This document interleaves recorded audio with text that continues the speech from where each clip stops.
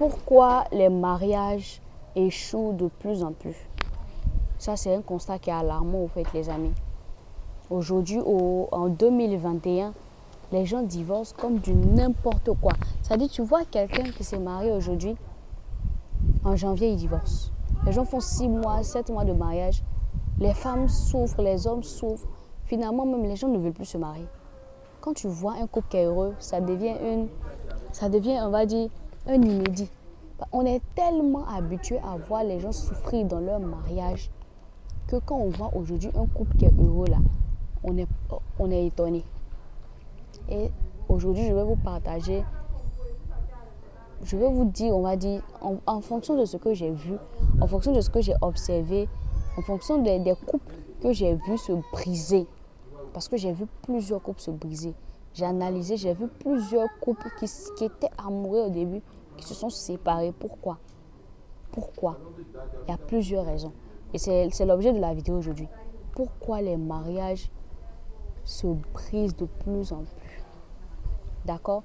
Il faut savoir que le mariage, c'est une institution divine. C'est Dieu qui a créé le mariage. Dieu ne peut pas créer quelque chose pour que vous veniez séparer. C'est la Bible dit, ce que Dieu a uni, personne ne peut désunir ça. Ce que Dieu a uni, personne ne peut délier ça. D'accord? Donc le mariage, on est censé se marier pour grandir ensemble et pour être heureux. Ok, c'est vrai qu'on est déjà heureux célibataire, mais avec le mariage, on va dire, on amplifie ça. Vous voyez, non? Mais comment se fait-il que les gens dans leur mariage, ils souffrent, les hommes tuent leurs femmes, il y a des femmes qui meurent de violence conjugale, il y a des hommes aussi qui sont battus. Pourquoi? Il y a des bases. Et je veux vous le dire, regardez vous-même autour de vous. Toutes ces personnes qui ont échoué leur mariage, il y a eu de mauvais... Généralement, on ne va pas dire pour tous les cas, mais généralement, il y a eu de mauvaises bases. Ce sont les mauvaises bases là qui ont fait que ces mariages-là n'ont pas réussi. Et c'est pareil pour une relation amoureuse aussi. Les mauvaises bases. Donc aujourd'hui, je vais vous parler de quelques mauvaises bases qui vont, c'est-à-dire, faire échouer la relation incontestablement. C'est-à-dire que tu veux ou que tu ne veux pas. Si tu as bâti ta relation ou ton mariage sur certaines bases, ça va échouer. Quand vous-même, je vais vous parler de ça, vous allez remarquer, vous allez vous rendre compte que c'est vrai. D'accord? On va commencer tout de suite. La première mauvaise base, c'est l'argent. Des femmes ou des hommes qui se marient parce que l'autre a l'argent. Ça, il n'y a pas pire. Ça, c'est l'une des bases les plus répandues.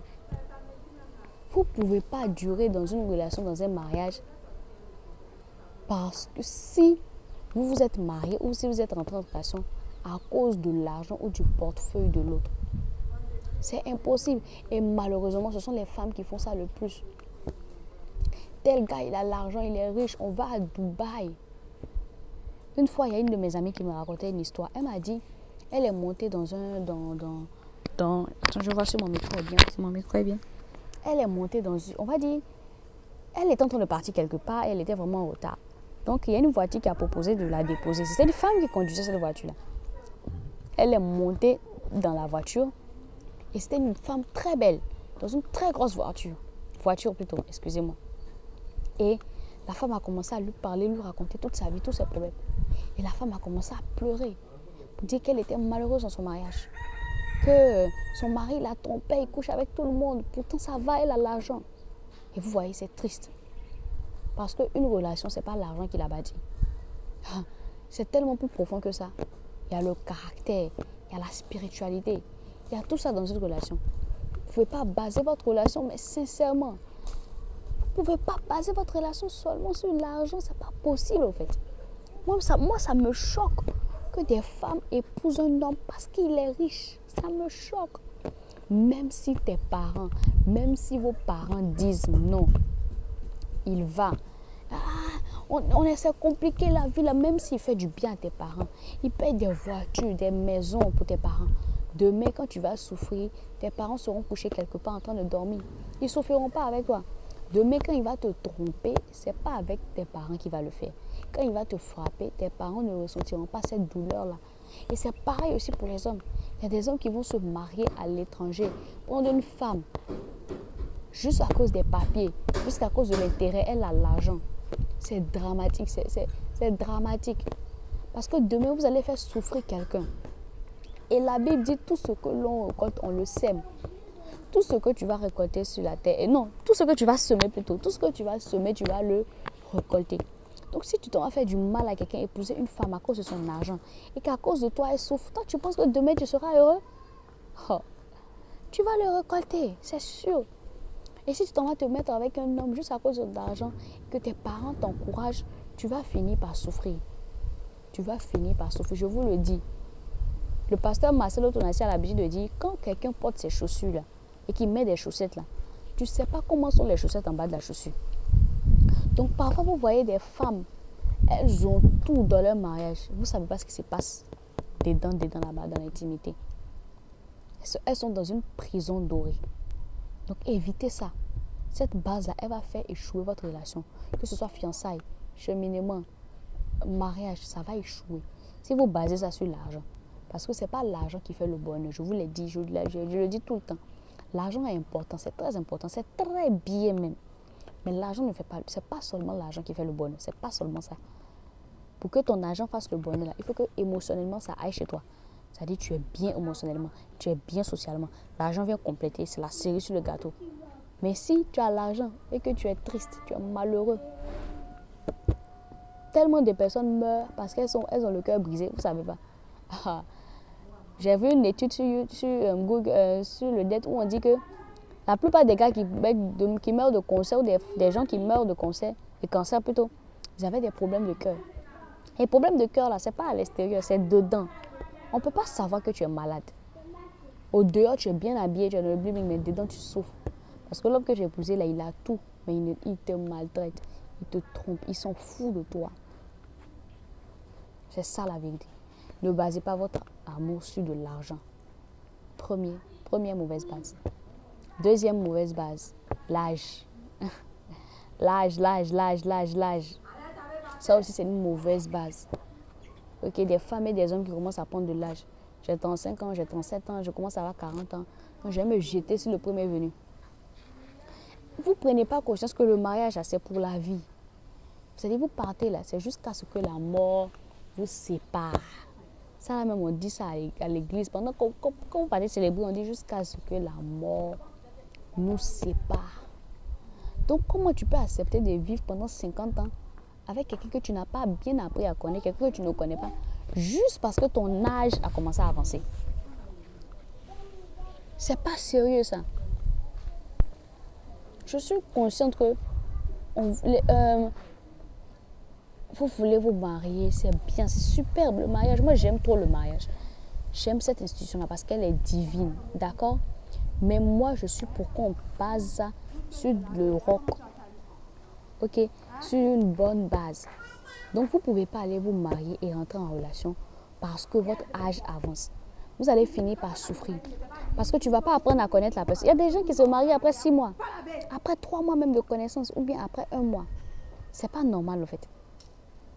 Ce n'est pas du tout normal. Et c'est quand tu rentres dans le mariage maintenant, tu découvres le vrai visage de la personne. Peut-être qu'il est violent, peut-être qu'elle est violente, peut-être qu'elle commence à faire quelque chose. N'écoutez pas les parents, n'écoutez pas les gens qui sont autour de vous. Ils vont toujours vous pousser à faire des choses qui ne sont pas bien. Ils vont toujours vous dire, ton âge avance, ton âge avance. Il faut le prendre, il est venu, nanana. Ok, apprenez à connaître la personne, ne vous précipitez pas. Ok, n'allez pas vous jeter sur quelqu'un à cause de votre âge qui commence à avancer. Parce que vous allez finir par regretter cela. Attendez, soyez patiente. D'accord? Si quelqu'un se présente, vous apprenez à le connaître, vous parlez à Dieu et vous allez voir que ça va passer. D'accord? Si c'est vraiment lui, c'est lui. Mais où il n'y a rien, vous-même vous savez que c'est bizarre, et puis vous vous mettez quand même dedans. Vous allez finir par souffrir. Et après, c'est vous qui allez souffrir. C'est simple. Hein? D'accord? Donc, la troisième mauvaise base aussi que j'ai observée, elle dit, ce sont des gens, des femmes, on va dire, qui basent, c'est même pas des femmes seulement, les gens qui basent leur mariage sur le m'as-tu vu. D'accord? C'est-à-dire tous ceux qui sont autour de toi se marient, tous ceux qui sont autour de toi sont en relation. Donc toi aussi, tu veux forcément prouver aux autres que toi aussi tu es en relation. Et tu vas aller te marier. Et il y a des gens qui aiment ça. Les mariages pompeux, dans de grandes salles, avec des lumières, tout ça, tout ça. Et puis après, 2 ans après, tu apprends que ceux-là, ils ne sont plus ensemble. Ils ont divorcé. Parce qu'ils ont regardé ce qui était autour d'eux. Ce n'est pas parce que tous tes amis sont mariés, ok, que si tu n'es pas marié, ça sera un drame. Ce n'est pas parce que tous tes amis sont mariés que toi, si tu n'es pas marié, ça sera un drame. Le mariage, c'est une grâce. C'est Dieu qui l'accorde. Tu veux, demande à Dieu et tu patientes, tu fais ce qu'il te dit, il va te le donner. Mais tu ne peux pas aller te baser sur le fait que ta camarade est mariée ou bien ton ami est marié. Donc toi aussi, tu vas te marier pour prouver à la société que tu es marié. Donc tu es tout le temps comme ça, tu montes la bague. Hein. Ah, moi je suis mariée, ah, moi je suis madame, je suis madame, je suis madame. Mais dedans, on sait très bien que ça ne va pas. On sait très bien que ça ne va pas. D'accord? Laissez ça. Laissez le matu vu. On ne se marie pas à cause des autres. On ne se marie pas pour montrer à la société qu'on est marié. Parce qu'après, là, on finit par souffrir. D'accord? Il y a trop de personnes qui font ça, au fait. C'est tellement délicat, le mariage, là, que vraiment, avant de sauter le pas, là, il faut vraiment prendre la décision, il faut vraiment mûrir la réflexion.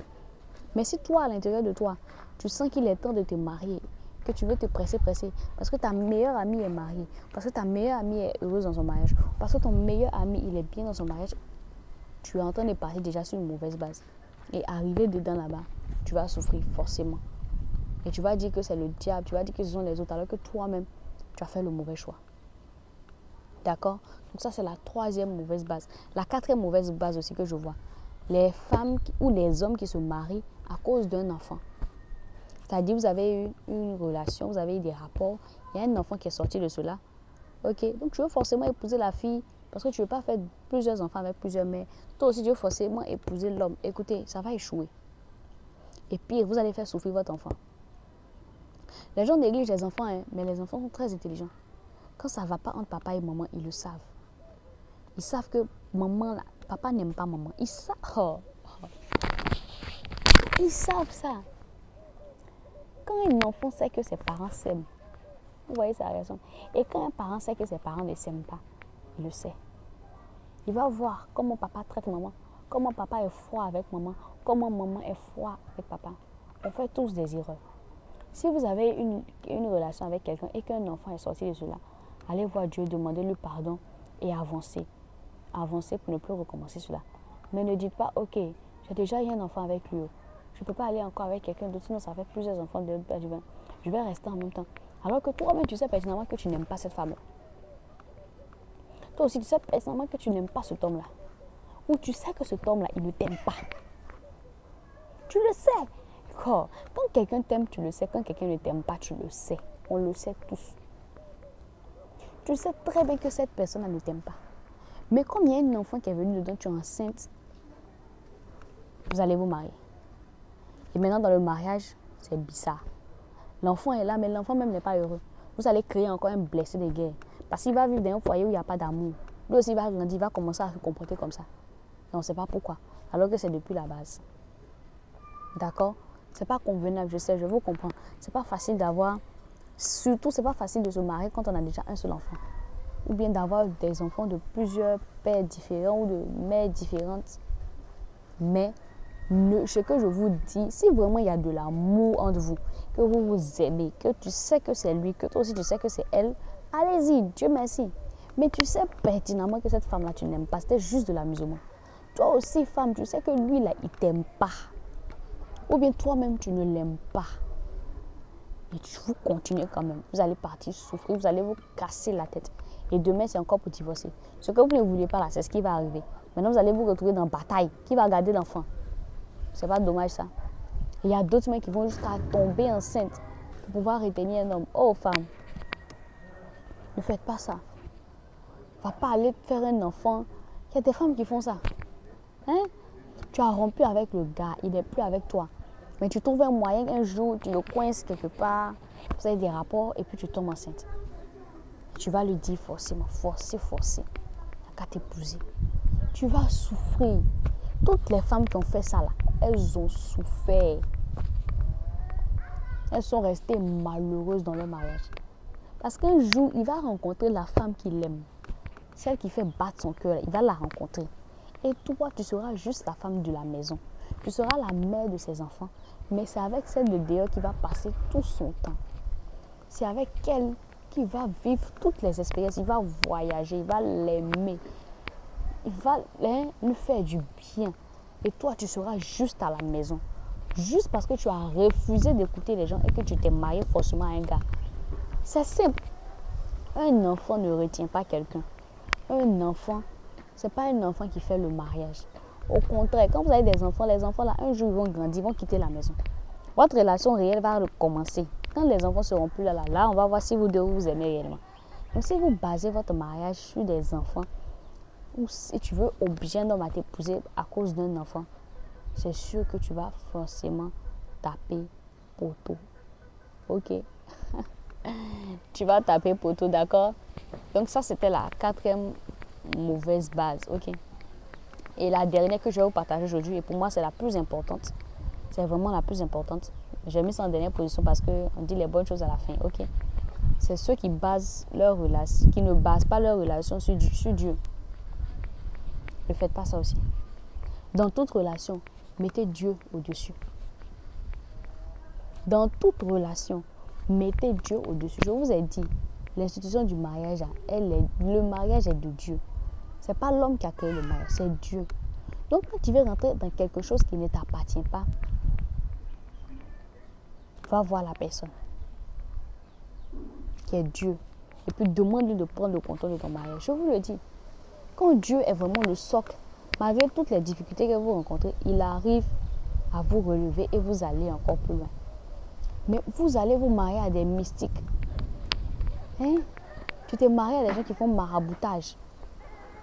Qui ne croient pas en Dieu. Tu ne peux pas aller te marier à quelqu'un qui ne croit pas en Dieu, même si tu es coincé comment. Demain, tu vas souffrir.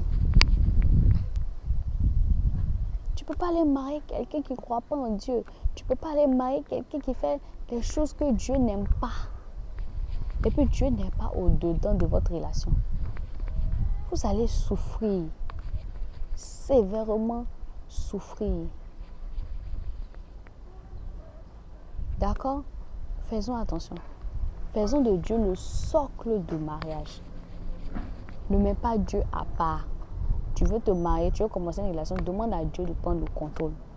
Il y a plein de relations qui ont échoué parce que ce n'était pas basé sur Dieu. Dieu n'était pas là. Ils se sont levés, ils ont fait selon eux-mêmes leur voix, selon leurs pensées, ils se sont jetés dedans. Et puis finalement, ils souffrent. D'accord?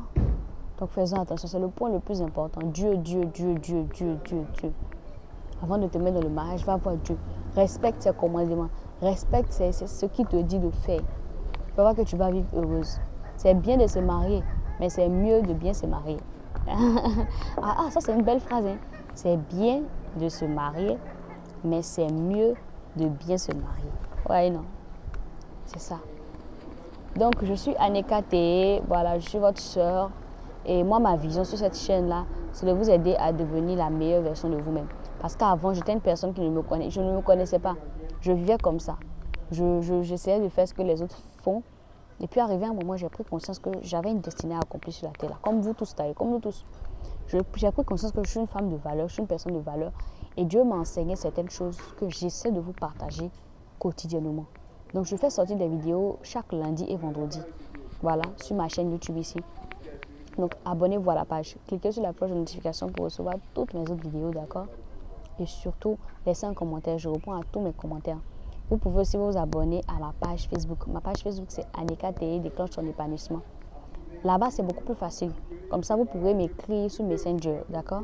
C'est beaucoup plus facile là, comme ça. Il y a plein de personnes qui m'écrivent sur Messenger avec qui je discute.